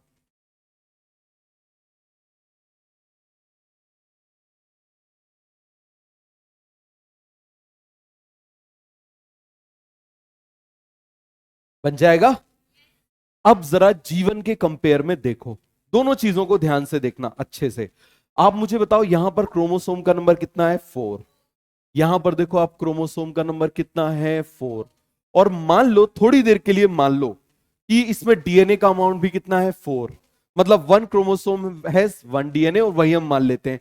तो आप मुझे बताओ इसका डीएनए का अमाउंट भी मान लो कितना है? 4 पिकोग्राम। लिख लूं? क्लियर है? अब आप मुझे बताना आफ्टर मियोसिस 1 क्रोमोसोम का नंबर बताओ। इसमें जरा क्रोमोसोम का नंबर बताओ जरा, कितना है? क्रोमोसोम का number 2। But 2 chromosome with 2 DNA, या 1 क्रोमोसोम विथ 2 डीएनए, है कि नहीं है? 1 क्रोमोसोम विथ, अब जरा टोटल डीएनए काउंट करो कितना आ रहा है। आप मुझे बताओ डीएनए का अमाउंट कितना आ रहा है, जल्दी से आप मुझे बताना। 4 पिकोग्राम। कितना आ रहा है? 4 पिकोग्राम। तो जरा जीवन से कंपेयर करो।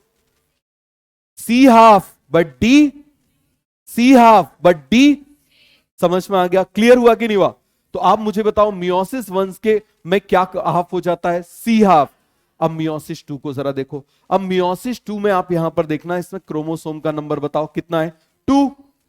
तो आप मुझे बताओ 2 क्या है? इसके कंपेयर में तो ऑलरेडी पहले हाफ हो चुका है। अब जरा डीएनए का अमाउंट बताओ क्या हो गया? ये भी कितना है? 2 पिकोग्राम।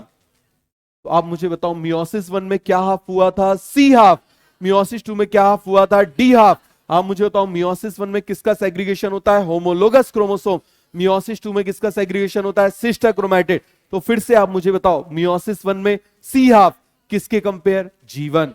मियोसिस 2 में डी हाफ किसके कंपेयर में? और सी हाफ ऑलरेडी हो चुका है। समझ में आ गया? तो ये पूरा कॉन्सेप्ट क्लियर हुआ कि नहीं हुआ? कोई भी डिफिकल्ट क्वेश्चन आ जाएगा, इससे बाहर नहीं जाएगा। समझ में आ गया? एक भी क्वेश्चन इससे बाहर नहीं जाएगा। तो किसी को कोई भी डाउट है, पहले लिखो नहीं, पहले इसको देखो, अच्छे से देखो इसको पहले।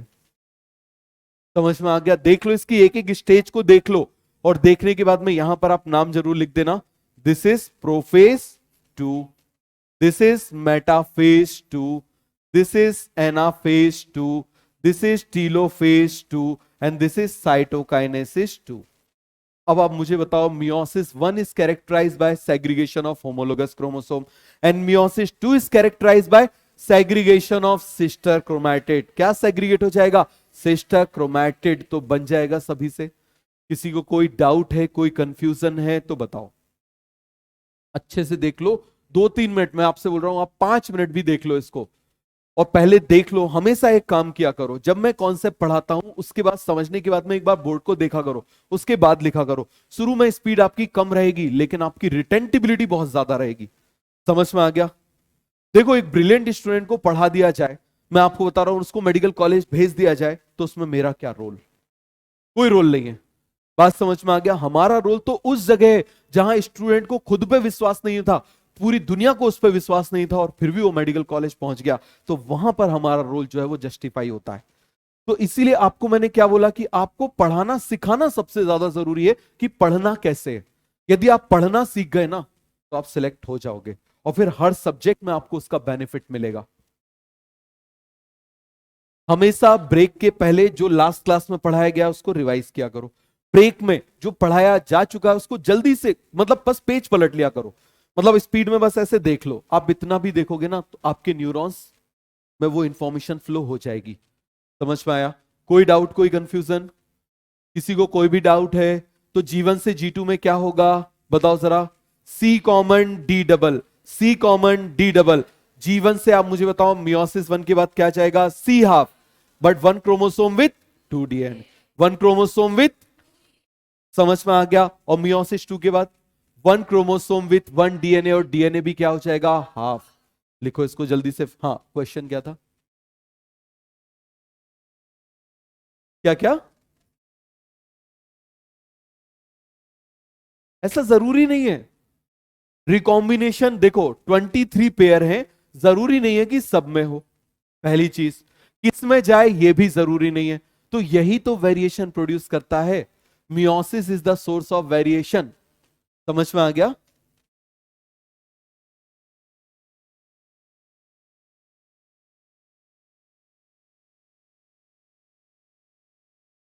एक क्रोमोसोम के पास, ये कैसे पता चला बेटा? ये सब माइक्रोस्कोप से पता चला। ठीक है? मुझे दिव्य दृष्टि नहीं है। हाँ, क्या क्या? मियोसिस टू में बिल्कुल नहीं। मियोसिस टू में तो बस सेग्रीगेशन हो रहा है। देखो इस तरीके से समझो, जो लेना देना था वो मियोसिस वन में हो गया। समझ में आ गया? मियोसिस टू में तो बस क्या किया जाएगा, देखो मियोसिस वन में मिस्टर शर्मा मिसेस शर्मा को अलग कर दिया, और मियोसिस टू में उनको 20 से अलग कर दिया। आ गया समझ में? अब उनके एक हाथ में, ऐसे समझना, एक हाथ में यदि मिस्टर शर्मा के रोज है तो उनको 20 से काट दिया तो एक इस तरफ चला जाएगा। अब यदि उन्हें इसमें रखा हुआ था तो वो इस तरफ चला जाएगा। तो meiosis one is characterize by segregation of Mr Sharma Mrs Sharma, याद रहेगा। और उनको यदि 20 से फाड़ दिया तो क्या हो जाएगा, मियोसिस टू। हो गया? लिखो अब इसको जल्दी से, अच्छे से डायग्राम बनाना। और ये स्केल से बना रहे हो, सही है। हाँ, क्या?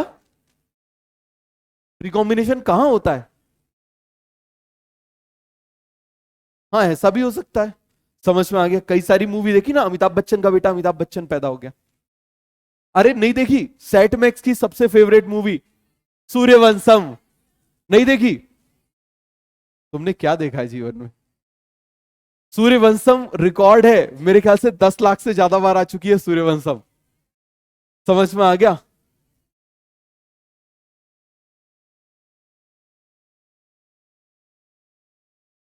क्या क्या? देखो, अब समझना, ये एक स्पर्म बन गया, है ना? ये एक टाइप का स्पर्म बन गया। भाई मियोसिस मतलब क्या करना, स्पर्म बनाना या ओवम बनाना। तो इससे आप मुझे बताओ, ये स्पर्म बन गया, तो आप मुझे बताओ एक सेल से कितने स्पर्म बनेंगे? 4। कितने बन जाएंगे? 4। अब ये एक स्पर्म बन गया। अब यही स्पर्म ने जाके एक ओवम को फ्यूज किया, तो मुझे बताओ एक ही है, तो उसके अंदर जेनेटिक इंफॉर्मेशन सेम है। अब उसका मान लो यदि स्प्लिटिंग हो गई, क्लीवेज के टाइम में क्या हो गई, उसकी स्प्लिटिंग हो गई, और उस एक जायगोट से कितने बन गए? 2 जायगोट। समझ में आ गया? तो इसको हम बोल देते हैं मोनोजाइगोटिक ट्विंस, बिल्कुल आइडेंटिकल होते हैं, फोटोकॉपी। समझ में आ गया? और दूसरी तरफ होता है डाइजाइगोटिक ट्विंस। मान लो ये 2 स्पर्म है, ठीक है, अब इनने 2 अलग अलग ओवम को फर्टिलाइज किया, तो जरा देख के बताओ, लिखना बंद करो सभी लोग, मुझे बताओ ये अलग स्पर्म है, ये अलग स्पर्म है, और यदि इनने 2 अलग अलग ओवम को फर्टिलाइज किया तो बच्चे भी 2 अलग अलग बनेंगे या सेम बनेंगे? अलग। लेकिन यदि एक ने ही एक को फर्टिलाइज किया तो वो कैसा बनेगा? सेम। क्या बनेगा? सेम। तो याद रखना, मोनोजाइगोटिक ट्विंस के डीएनए फिंगरप्रिंट सेम होते हैं। हाँ, मोनोजाइगोटिक ट्विंस के डीएनए फिंगरप्रिंट सेम होते हैं। हाँ, क्या क्या बोल रहे हैं? रिकॉम्बिनेशन किसमें? अरे क्यों नहीं होता रिकॉम्बिनेशन? अरे मान लो इसमें रिकॉम्बिनेशन हो चुका है कि नहीं हो चुका? अब यदि यही एक ओवम को फर्टिलाइज करेगा तो जेनेटिक इंफॉर्मेशन तो सेम होगी ना। फिर हाँ,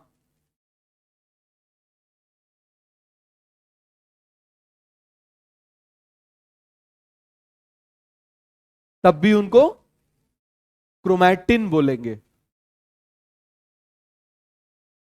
हाँ, क्रोमैटिन क्रोमोसोम सेम है। मैं इस तरीके से फैला हुआ हूं, क्रोमैटिन हूं, मैं ऐसे हो गया, मैं क्या हूं? क्रोमोसोम हूं, तो अभी तो मैं ही हूं ना, कोई और तो नहीं आ गया कि मैंने ऐसे किया था और ऐसे किया तो जूलॉजी वाले सर आ गए कि ब्रेन में सेट। ऐसा तो नहीं हुआ कि मैं पहले ऐसे कर रहा था, मैं ये मतलब ये पूछ रहा था कि सब क्लियर है कि नहीं, और फिर ऐसे किया तो ब्रेन में सेट हो गया। ऐसा तो नहीं हुआ ना? हो गया पूरा क्लियर? हाँ, डीएनए और, अरे हाँ वही तो है। हो गया।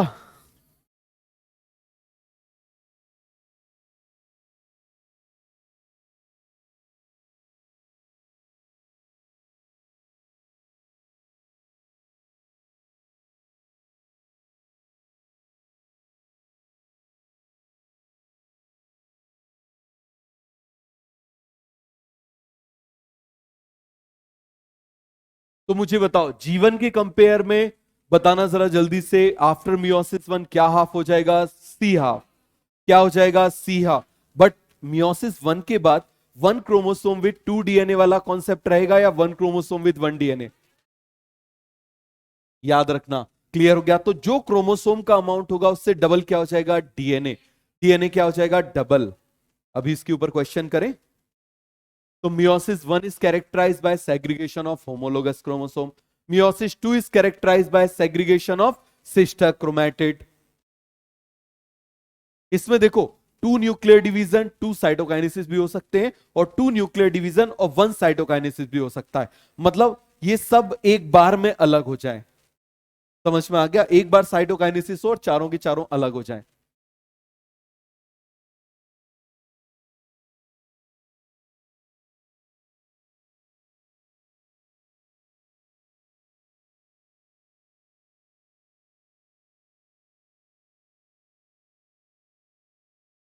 डन? किसका? नहीं, अलग अलग सेल्स में होता है अलग अलग टाइप का। समझ में आ गया? जैसे ह्यूमन की यदि हम बात करें तो ह्यूमन में आपने एक वर्ड सुना होगा स्पर्मेटिड, सुना है? एक्चुअली क्या होता है, जैसे मियोसिस 1 हुआ तो ये दोनों सेल क्या होते हैं, ऐसे जुड़े हुए होते हैं साइटोप्लाज्म से। तो ये कॉर्ड की तरह, एक धागे की तरह जुड़े हुए हैं, तो इसीलिए इसको स्पर्मेटिड बोलते हैं। यहां पर भी ये जो चार बनेंगे ना, तो ये क्या होंगे, आपस में कनेक्टेड रहते हैं, तो इसीलिए इसको स्पर्मेटिड। टिड जो वर्ड यहां पर आ रहा है ना, वो कॉर्ड से आ रहा है। कॉर्ड मतलब धागा, तो ये एक धागे में ऐसे बंधे हुए होते हैं, इसीलिए इन दोनों, ये दोनों जुड़े हुए हैं, ये दोनों जुड़े हुए हैं। ठीक है?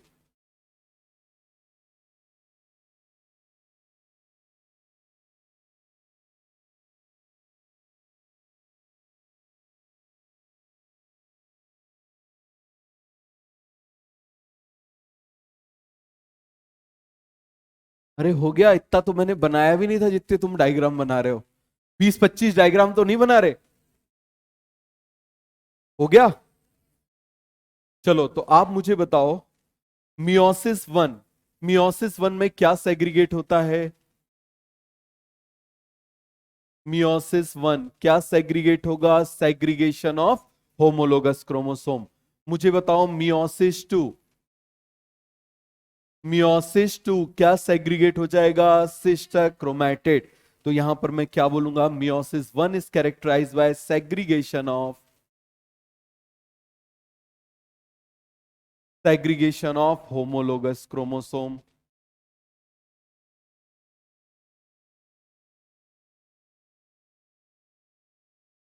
क्या हो जाएगा? Homologous chromosome. Meiosis 2 is characterized by segregation of, segregation of sister chromatid. क्या हो जाएगा? Segregation of sister chromatid. तो आप मुझे बताना जरा, जो पहले इस तरीके से थे, या डायग्राम बनाने की जरूरत नहीं है ना, अब इतना ही लिख लो बस, सेग्रीगेशन ऑफ सिस्टर क्रोमैटिड, फिर हम डायरेक्ट क्वेश्चन करते हैं।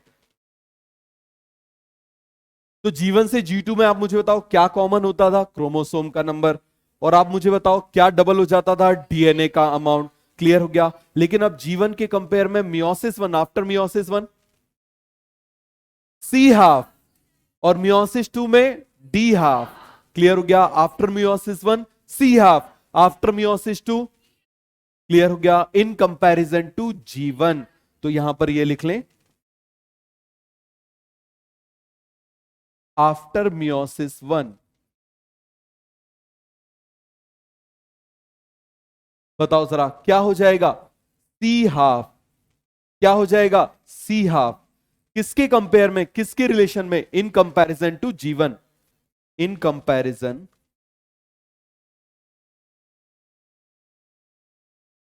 टू जीवन। फिर आप मुझे बताओ जरा, यहां पर हम बात कर रहे हैं आफ्टर मियोसिस 2,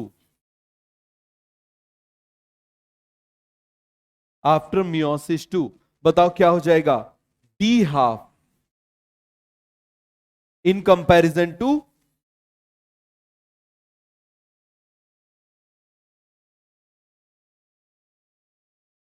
हो गया? तो कभी भी आपको कुछ भी दिया हो, जीवन दिया हो, तो आपको जीवन से कंपेयर करना है। यदि G2 दिया हो तो पहले उसको किस में कन्वर्ट करोगे? जीवन में, उसके बाद निकालोगे। समझ में आ गया? मैं G2 से भी बता सकता हूं, लेकिन वो कॉम्प्लिकेटेड हो जाएगा। हमेशा एक तरीके से क्वेश्चन सॉल्व करना चाहिए, आप मल्टीपल तरीके से करोगे अभी बन जाएगा, बाद में भूल जाओगे। हो गया?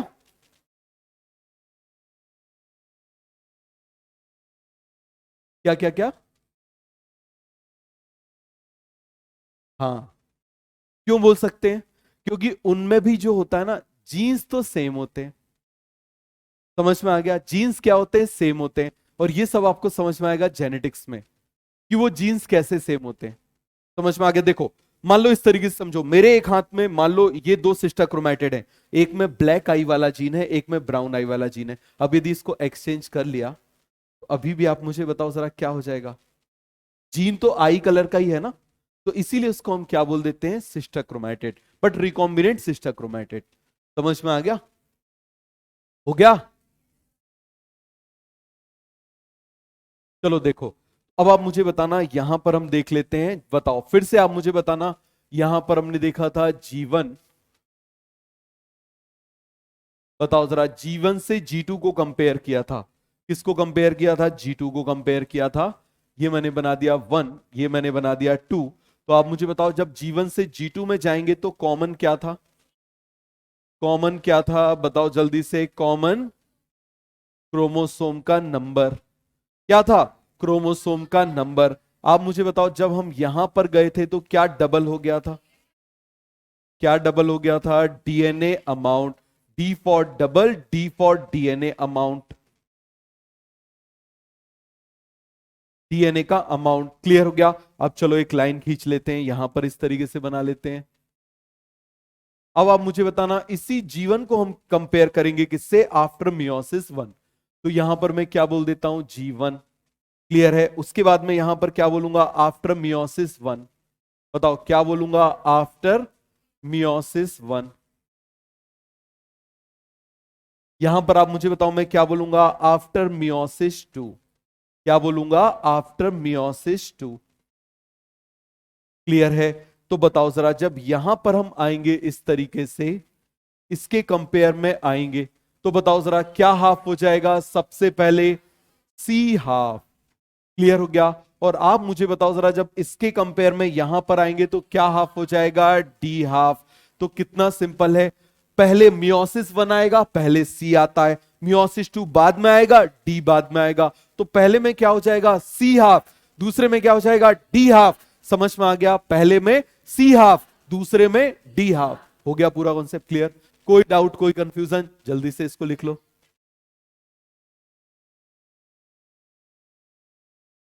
क्या क्या?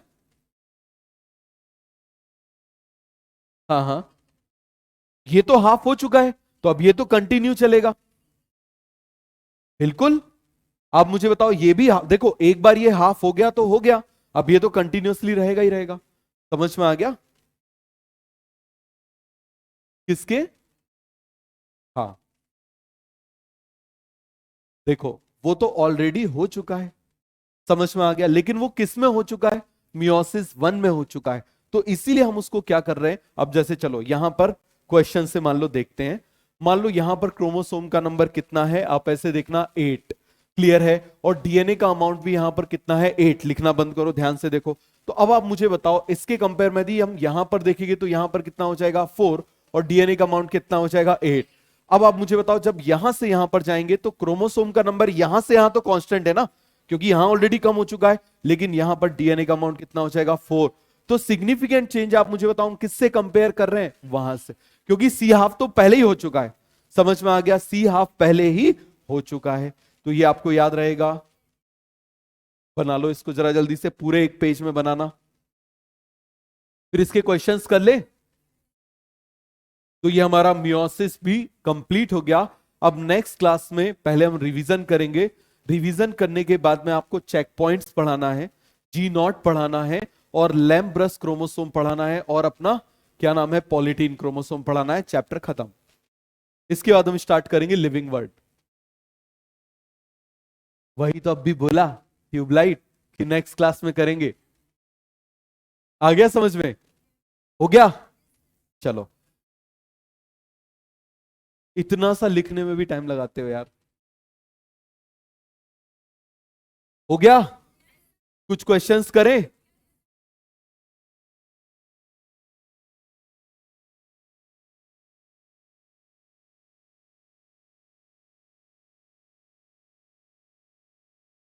पहले मैं आपको G1 G2 से कंपेयर कराऊंगा, सॉरी पहले आपको किससे कंपेयर करा रहा हूं, G1 से, उसके बाद में फिर G2 से भी कंपेयर करा लेंगे।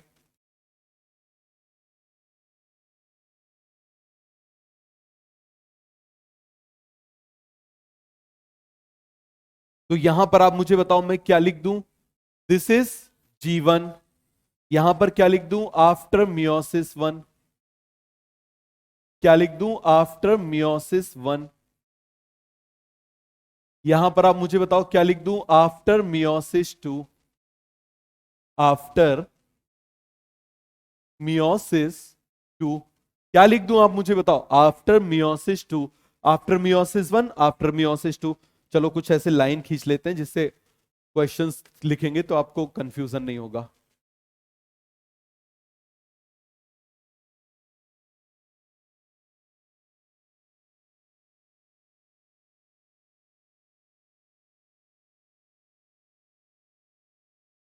ठीक है, चलो बताओ, यहां पर बिल्कुल सिंपल ले लेते हैं। सबसे पहले मान लो पहला क्वेश्चन है, क्रोमोसोम का नंबर है यहां पर 46, क्लियर है, और डीएनए का अमाउंट कितना है, डीएनए का अमाउंट है 46 पिकोग्राम, बिल्कुल सिंपल, समझ में आ गया।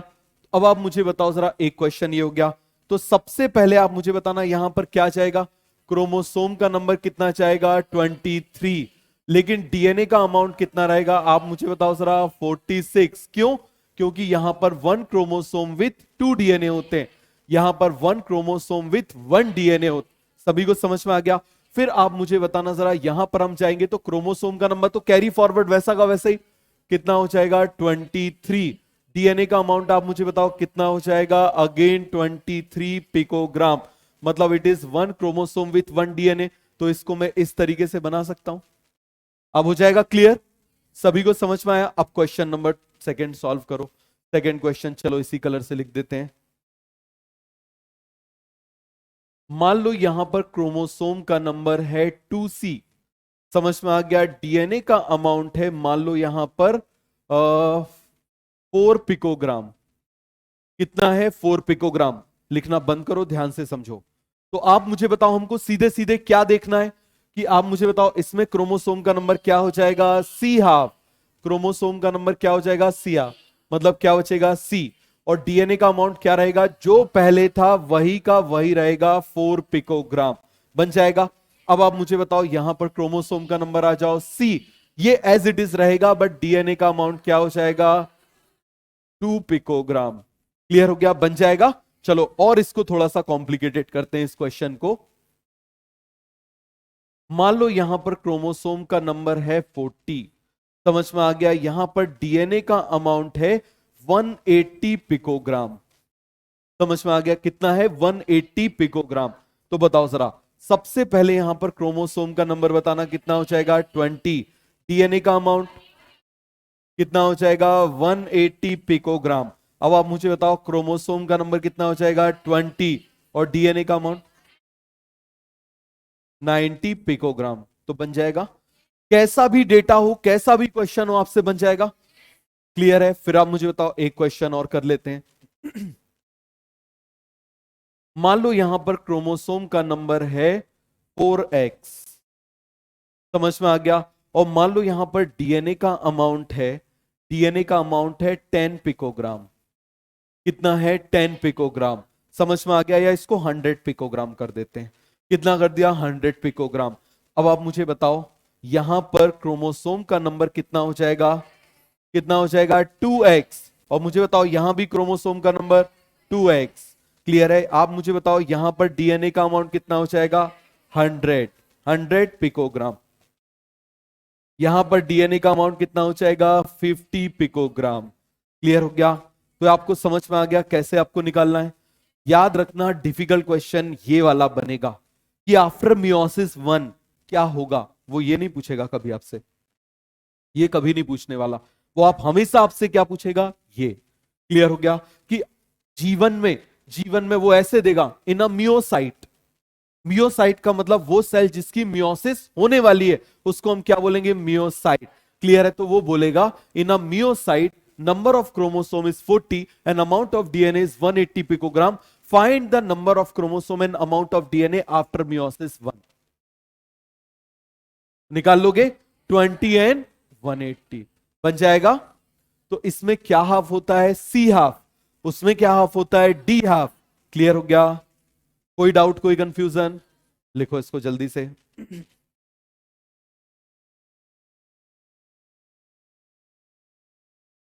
अब अपने आप स्पीड बढ़ गई। पहले सेल में कितने धीरे धीरे पढ़ाना पड़ता था।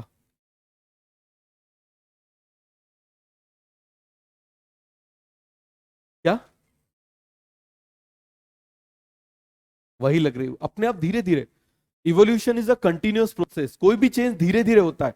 देखो, आप यदि सीधे टारगेट बनाओगे ना 100 से 500 मार्क्स इम्पॉसिबल है।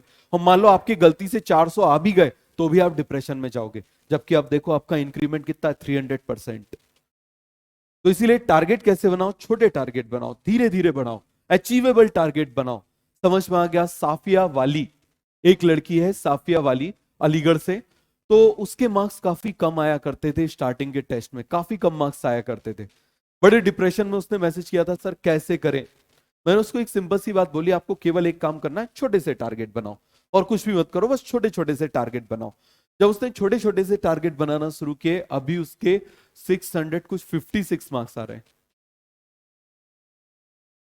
तो मैं आपसे क्या बोल रहा हूं, सिलेक्शन आसान है, आप उसको डिफिकल्ट बनाते हो, फिर रही सही कसर इंस्टीट्यूट्स बना देते हैं। सिलेक्शन डिफिकल्ट नहीं है। आपके मार्क्स अभी इस टेस्ट में मान लो 100 भी आते हैं ना, तो कोई दिक्कत की बात नहीं। आपको बगल वाले से कंपेयर करने की जरूरत नहीं है, और कभी पूछना भी मत बगल वाले के मार्क्स, कभी मत पूछना। समझ में आ गया? कभी मत पूछो। आपको कंपटीशन खुद से करना है, खुद से कंपटीशन करो। मान लो उसके 500 नंबर आ रहे हैं, उसने 11 12 में पढ़ाई करी होगी। मान लो उसके 700 नंबर आ गए, हो सकता है उसने 10 से पढ़ाई करी होगी।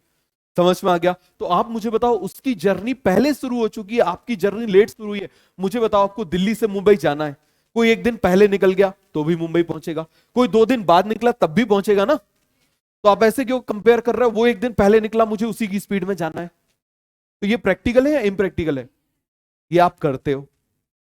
समझ में आ गया? ये आप लोग करते हो। आपके जितने मार्क्स आए, एक सिंपल सा फंडा है, नेक्स्ट टेस्ट में आपको क्या करना है, हर सब्जेक्ट में बस एक क्वेश्चन बढ़ाना है। एक क्वेश्चन बढ़ा सकते हो। मान लो आपके फिजिक्स में 5 क्वेश्चन सही हुए, ठीक है, केमिस्ट्री में आपके 10 क्वेश्चन सही हुए, और मान लो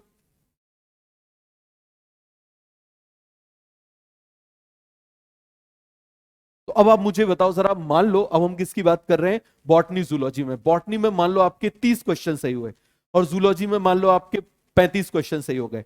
तो आप क्या करोगे कि नेक्स्ट टेस्ट में बस एक एक क्वेश्चन का टारगेट बढ़ाओगे। कि फिजिक्स में 6, केमिस्ट्री में 11, बॉटनी में 31 और जूलॉजी में 36। समझ में आ गया? इतना टारगेट करोगे, इतना टारगेट आपसे अचीव होगा, और जब अचीव होगा तो आपका कॉन्फिडेंस बिल्डअप होगा। याद रखना, कोई भी एक्सटर्नल मोटिवेशन वर्क नहीं करता, हमेशा इंटरनल मोटिवेशन वर्क करते हैं। और उसके लिए सिंपल सा फंडा है, खुद के छोटे छोटे से टारगेट बनाओ। एकदम से बड़ा करने की कोशिश करोगे, कबाड़ा हो जाएगा। जितने मोटिवेशनल स्पीकर है ना दुनिया की, ऐसी तैसी इन्हीं ने कर रखी है, सबसे ज्यादा बैंड। बड़ा सोचो, खूब बड़ा सोचो, खूब बड़ा सोचो और बड़ा सोचो, ठीक है। मतलब ये बोलते हैं कि सीधे सीधे एक स्टेप से आप सीधे 50वें स्टेप पे रख दो। सोचो, अच्छी बात है, बहुत अच्छी बात है, लेकिन उसकी जो स्ट्रैटेजी होती है ना, वो शॉर्ट शॉर्ट स्टेजेस की होती है। इसको बोलते हैं पावर ऑफ इंक्रीमेंटल प्रोग्रेस। रात को कभी कार से गए हो? मुझे बताओ, आपको मान लो कोटा से जयपुर जाना है, तो ऐसा तो नहीं बोलोगे जब तक लाइट जयपुर तक नहीं पहुंचेगी मैं कोटा से निकलूंगा नहीं। लंबा सोचना है ना, दूर का सोचना है। जब तक दूर का नहीं दिखाई देगा तब तक मैं निकलूंगा नहीं। लेकिन इसकी जगह आप मुझे बताओ, आपको अगले 20 फीट का दिखाई दे रहा है, उतने से काम चल जाएगा। क्योंकि जब वहां पहुंचोगे तो उसके आगे का 20 फीट आपको दिखाई देने लगेगा, वहां पहुंचोगे तो उसके आगे का 20 फीट आपको दिखाई देने लगेगा। तो याद रखना, कोई भी आपका लेवल है, आप किसी भी लेवल से आप स्टार्ट कर रहे हो, आप वहां से मेडिकल कॉलेज पहुंच सकते हो।